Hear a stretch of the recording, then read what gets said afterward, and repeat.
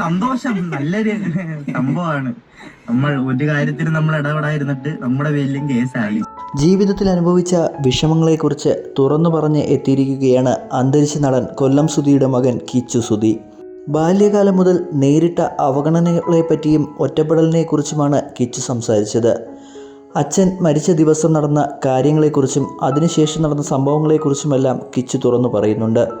ഞാനൊരു ഇൻട്രോവേർട്ടാണ്, അധികം അങ്ങനെ സംസാരിക്കുന്നൊന്നും അറിയില്ല.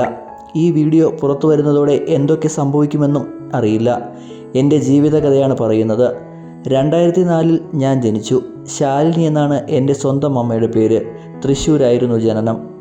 അച്ഛനും അമ്മയും തമ്മിലുള്ള അടിയും വഴക്കുമായാണ് കുഞ്ഞിലെ മുതലുള്ള ഓർമ്മ. എൻ്റെ സ്വന്തം അമ്മ എനിക്ക് 1.5 വയസ്സുള്ളപ്പോൾ വേറൊരാളുടെ കൂടെ പോയി. പിന്നെയുള്ള ഓർമ്മ അച്ഛന് സ്കൂട്ടർ എടുത്ത് എവിടെയോ പോകാൻ നിൽക്കുന്നു. അപ്പോൾ എനിക്കും വരണമെന്ന് പറഞ്ഞു. നീ വരണ്ട, ഇവിടെ നിന്നോ എന്ന് പറഞ്ഞു. അച്ഛൻ്റെ കൂട്ടുകാരൻ്റെ സ്കൂട്ടറായിരുന്നു അത്. സ്കൂട്ടറും എടുത്തു പോയത് അച്ഛൻ ജീവൻ അവസാനിപ്പിക്കുവാനായിരുന്നു. നേരെ ഒരു ലോറിയുടെ മുൻപിൽ ഇടിക്കാൻ പോയി. പക്ഷേ 2 പേർക്കും ഒന്നും പറ്റിയില്ല. ഒരു കടത്തിണ്ണയുടെ അരികിൽ പോയി ഞങ്ങൾ 2 പേരും ഇരുന്നു. ഞാൻ കരയുന്നുണ്ട്. അച്ഛൻ്റെ മുട്ട് മാത്രം മുറിഞ്ഞു. അതൊക്കെയാണ് എൻ്റെ ആ സമയത്തെ ഓർമ്മകൾ. അച്ഛൻ്റെ 2ാം വിവാഹത്തിന് ശേഷം നേരിട്ട കടുത്ത അവഗണനകളെക്കുറിച്ചും കിച്ചു മനസ്സ് തുറന്നു. ഒരു മുറിക്കുള്ളിൽ ഗെയിമുകൾക്ക് മുന്നിൽ ജീവിതം തളച്ചിട്ട 3 വർഷങ്ങളെക്കുറിച്ചും ആ സമയത്ത് അനുഭവിച്ച മാനസിക സംഘർഷങ്ങളെക്കുറിച്ചും കിച്ചു വിവരിക്കുന്നു. രേണുവമ്മയുമായുള്ള അച്ഛൻ്റെ വിവാഹശേഷം സന്തോഷകരമായ നാളുകൾ പ്രതീക്ഷിച്ചെങ്കിലും പിന്നീട് കാര്യങ്ങൾ മാറിമറിഞ്ഞു.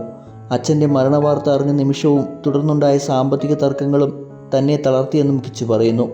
അച്ഛൻ്റെ വിയോഗത്തിന് ശേഷം കടുത്ത ലഹരി ഉപയോഗത്തിലേക്ക് തിരിഞ്ഞ ഒരു കാലഘട്ടമുണ്ടായിരുന്നുവെന്നും എന്നാൽ കൊല്ലത്തെ കുടുംബാംഗങ്ങളുടെയും സുഹൃത്തുക്കളുടെയും പിന്തുണയോടെ ആ ജീവിതത്തിൽ നിന്നും ഞാൻ തിരിച്ച് കരകയറിയെന്നും കിച്ചു പറയുന്നു.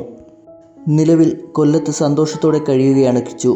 തൻ്റെ ജീവിതത്തിലെ 20% കാര്യങ്ങൾ മാത്രമാണ് ഇപ്പോൾ വെളിപ്പെടുത്തിയതെന്നും ഇനിയും പലതും പറയാനുണ്ടെന്നും കിച്ചു കൂട്ടിച്ചേർത്തു.